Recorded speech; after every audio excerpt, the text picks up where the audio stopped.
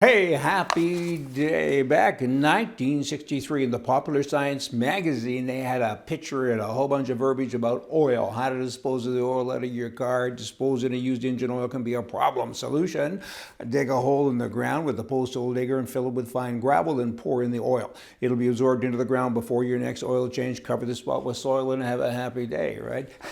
And then kind of fast forward and you get all the environmentalists and all the crazy people standing around saying, you can't do that. And how dare you?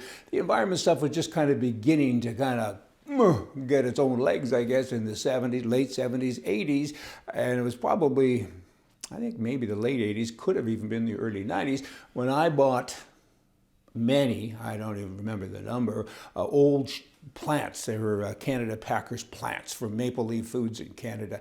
I think I bought 10 of them or 12 of them or something. I don't know. Edmonton, Calgary, Winnipeg, Lethbridge, a whole bunch of different places. And these are huge places, and you didn't have to have an environmental study or anything when you got financing back then, but it was beginning, okay? And I'll never forget in Winnipeg, and it was like 600,000 square feet, this huge empty building, and all of a sudden some government guy came and he said, "What's that on the ground?" And I said, "Well, it looks like gasoline, looks like oil." I mean, they used to have trucks come in here all of the time, duh. Anyway, cost me millions. I don't remember. I don't want to remember many millions of dollars. And I should have had this little picture then and said, "What about this? I just want to dig a little hole and pour oil in it." That's where it came from, by the way. It came from the ground.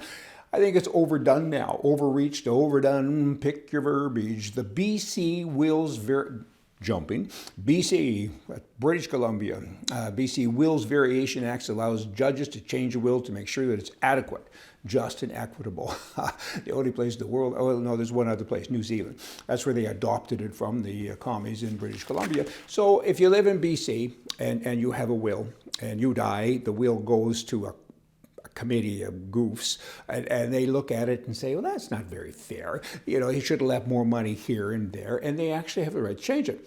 And people don't know that until they die. So it's something you should maybe pay attention to if you live in British Columbia when you're living. Best to do stuff when you're alive. It is stupid. It's beyond stupid. Sometimes it may not be fair. People may not think that. I've got 3 children. I don't like one of them, so I leave money to 2 of them and not the third.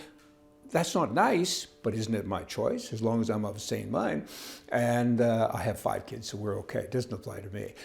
But then the judge sits and says, "That's not fair." And there's cases on record where they redistribute the money and they divide it equally amongst the 3 children. Who the heck are they? I mean, these goofs. Did they make the money? Is it their right to go out and decide where it goes? Of course it isn't. Okay, we have, with regard to pipelines in Canada, Bill C-69. It makes the process of building pipelines and other major energy projects so complex that it's hard to even understand. It's kind of like you could have a hamburger, but I got all these bars in front of the restaurant and a whole bunch of guns aimed at you. Ha ha, have a nice time. So it makes it very difficult, and that's what the government's doing. But the point here is that they also put in some verbiage that says the intersection of sex and gender with other identity factors are critically important, right? Only the Trudeau government could talk about that. Gay people, what's that got to do with building the pipeline? I think he's saying you're just supposed to hire gay people. I don't know what they're saying, but they confuse it. They do that with everything that they do. I doubt they've even got jaywalking tickets anymore, unless it says, sign here if you're gay or you're this or that. What are you? Vancouver recently had a pride parade. That would be a homosexual parade. And Justin Trudeau, the Prime Minister of Canada, of course he went. He goes to all of these parades. It's like he doesn't have a job. It's like he's got nothing to do. Why does he go to parades? It's a mystery. And then he goes on to say, "This is important to be here because I show that I stand in favor of human rights and in defense of Canadians." In defense usually means that somebody's attacking you and you have to defend yourself.